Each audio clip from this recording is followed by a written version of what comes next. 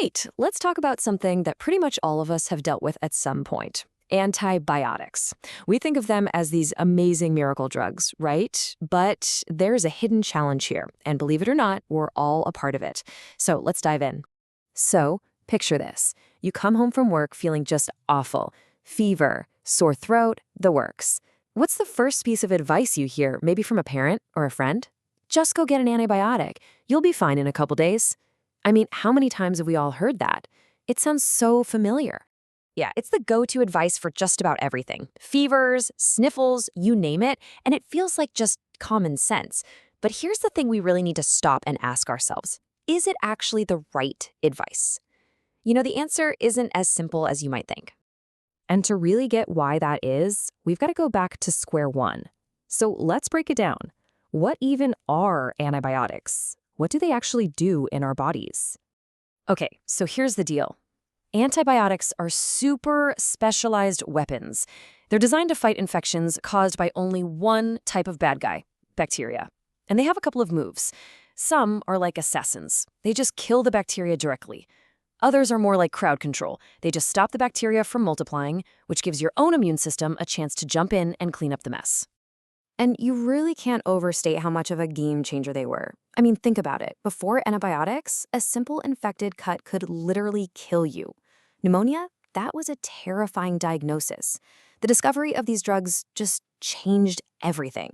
It completely flipped the script on modern medicine, turning these killer diseases into something we could actually treat. Okay, so they're incredible, life-saving medicines, no doubt. But does that mean they're the answer for every single time you feel sick? Well, this is exactly where things start to get a little tricky and where a huge misunderstanding has crept in. This is the absolute key right here. Antibiotics are specialists. They only work on bacteria. So for things like bacterial pneumonia or a nasty wound infection, they're exactly what you need. But what about the stuff we get all the time, the common cold, the flu, most of those scratchy sore throats? Those are caused by viruses. And taking an antibiotic for a virus is, well, it's completely useless. It's like trying to unlock your front door with your car key. It just won't work. But here's the scary part. Taking an antibiotic when you don't need one isn't just a waste of time. It's actually making things worse. It's feeding a much bigger, much more dangerous problem. And this is that hidden challenge we talked about at the beginning, antibiotic resistance. So what does that even mean, antibiotic resistance? Well, think of it like this. Bacteria are smart. Every time they face an antibiotic, it's a war. The drug wipes out most of them, sure, but a few of the naturally tougher ones might survive. And what do those survivors do? They multiply, and they pass on their toughness to all their offspring. Over time, you end up with a whole new army of superbugs that have basically learned how to defeat our best medicines. And here's the kicker. A lot of the time, we're the ones accidentally helping them get stronger.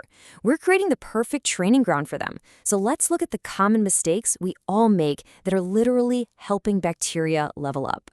So how does this happen? Well, it's all these little things we do. Taking antibiotics for a viral cold, that's a big one. Not taking the right dose, just deciding to medicate yourself without seeing a doctor, or, borrowing some leftover pills from a friend's prescription. But honestly, one of the biggest mistakes, and one so many of us make, is not finishing the full course. Come on, you know the feeling. You've been taking the pills for 2 or 3 days, the fever's gone, you feel way better, and you think, great, I'm all good, I can stop now. We've all been tempted, but there's a really, really important reason why your doctor tells you to finish every single pill. See, just because you feel better doesn't mean the battle inside your body is actually over. The symptoms might be gone, but that doesn't mean all the bad guys have been defeated. Here's what's really going on. That first couple of days of antibiotics, that knocks out all the weak bacteria, the easy targets, but the strongest, toughest ones, they're still hanging on. So when you stop taking the medicine early, you're leaving these elite survivors behind with no competition.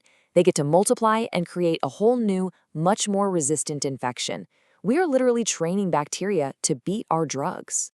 Okay, I know that sounds pretty scary, but it's not all doom and gloom. The good news is we have the power to fix this. The solution is in our hands. It all comes down to being smarter about how we use these medicines. There's actually a name for this whole idea. It's called antibiotic stewardship. And all it really means is being a good guardian of these medicines. It's about using them the right way so they don't just work for us now, but so they're still around and effective for our children and grandchildren. And hey, we're not expected to do this all by ourselves. Your pharmacist is a huge ally in this fight. They're not just there to count pills into a bottle. They're on the front lines, checking your prescription, making sure you know exactly how to take your medicine, and reminding you why it's so important to finish the whole course. They're a really key player in all of this. So, what's the takeaway here? What can you do starting today? It's actually really simple. First, only take antibiotics if a doctor says you need them. Second, always take the exact dose they tell you to. Third, and this is the big one, always finish the entire bottle. And finally, never use old, leftover antibiotics, and definitely don't share yours with anyone else. That's it. That's the plan. When you boil it all down, it comes to this simple truth. These medicines are one of the greatest gifts of modern science, but they're not invincible. How we choose to use them today, that directly decides if they'll even be an option for us and for our kids tomorrow. And that leaves us with one last really big question to think about. We call them miracle drugs for a reason. They've saved millions of lives. But they're not a bottomless resource. Every choice we make matters. So will they still be miracles for the next generation? Or will they just be a memory of a medicine that used to work?